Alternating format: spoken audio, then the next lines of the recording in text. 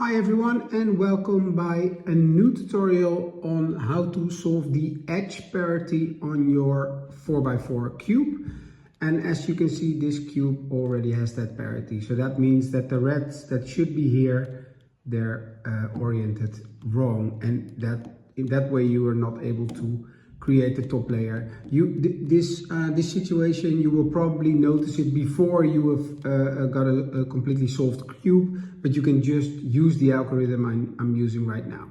What is important is that the rotations are a bit different. So this is an R, which is indicated with a capital letter, and this is an R, which is indicated with a lowercase letter, and the same goes for the left. So you will see the algorithm in the video below when I start solving it.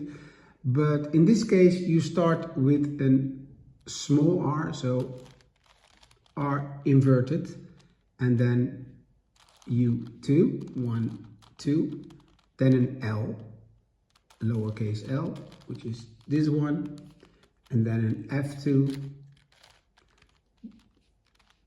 and an L inverted,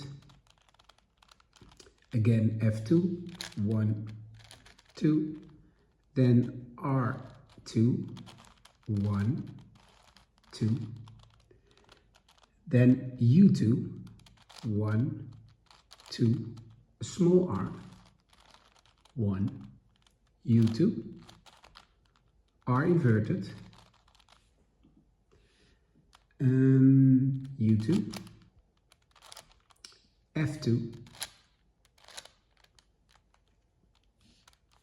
R2, 1, 2, and again F2, 1, 2. And as you can see, you've now solved the cube. Let's go to the second parity that can occur on your cube. The second parity that can occur is this one. This is where you have two opposites that are not solved. In a normal situation, you would expect that 3 of them are solved, but in this case, these two are opposites, so need to be swapped.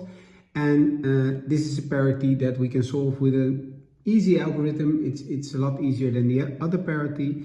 And in this case, you can hold your cube like this, so the two facing orange or whatever color it is, but facing towards you. And there's also one on the back end. And you can then do the following. So a double U layer, then a double R layer, then the upper layer twice, then the middle R, so the lowercase r twice, 1, 2, then again upper layer twice, 1, 2, R twice, 1, 2, and the last one, the double U twice.